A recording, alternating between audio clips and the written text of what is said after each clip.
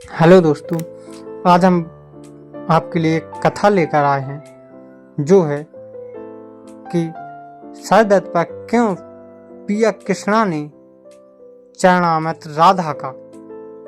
एक कथा आप लोगों ने आज से पहले कहीं नहीं सुनी होगी जो मैं आपके लिए लेकर आया हूँ। तो वीडियो में अंत तक बने रहें और कृष्ण ने राधा का चरणामृत पिया यह जरूर जानें। साथ ही मेरे चैनल को लाइक, सब्सक्राइब एवं शेयर जरूर करें दोस्तों।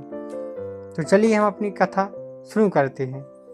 राधा और कृष्ण के प्रेम के बारे में कौन नहीं जानता है। कहते हैं कि कृष्ण और राधा का विवाह नहीं हो पाया था, लेकिन दोनों में इतना प्रेम था कि आज भी दोनों का नाम एक साथ लिया जाता है।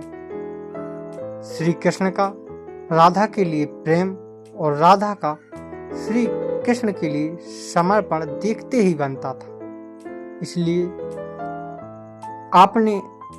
आपको सबसे बड़ा भक्त कहलाने वाले नारद मुनि को राधा से जलन होने लगी थी। यह बात श्री कृष्ण अच्छी तरह से जानते थे। एक दिन राधा के बारे में बात करने के लिए नारद मुनि श्री कृष्ण के पास आए। यह बात श्री कृष्ण को पता चल गई थी। जैसे ही नारद मुनि वहां पहुंचे तो श्री कृष्ण उन्हें देखकर अपना सिर पकड़कर बैठ गए। नारद मुनि ने श्री कृष्ण से पूछा कि क्या हुआ प्रभु, आप ऐसे अपने सिर कर पकड़कर क्यों बैठे हैं। श्री कृष्ण ने कहा, हे नारद मुनि, मेरा सिर दर्द कर रहा है। नारद मुनि ने पूछा, प्रभु इसको दूर करने का उपाय क्या है। तब श्री कृष्ण ने कहा, अगर मैं अपने सबसे बड़े भक्त का चरणामृत पी लूं तो इसे दूर किया जा सकता है। तब नारद मुनि सोचने लगे कि सबसे बड़ा भक्त तो मैं हूं, लेकिन मैं अपना चरणामृत दूंगा तो मुझे नरक जाने जितना पाप लगेगा। मैं प्रभु को अपना चरणामृत नहीं दे सकता। कुछ देर सोचने के बाद उनके मन में राधा का विचार आया और वे सोचने लगे कि लोग राधा को भी तो श्री कृष्ण का सबसे बड़ा भक्त मानते हैं, इसलिए क्यों ना उनके पास जाकर पूछा जाए। ऐसा सोचकर और वह राधा के पास गए और उन्हें सारी बात बता दी।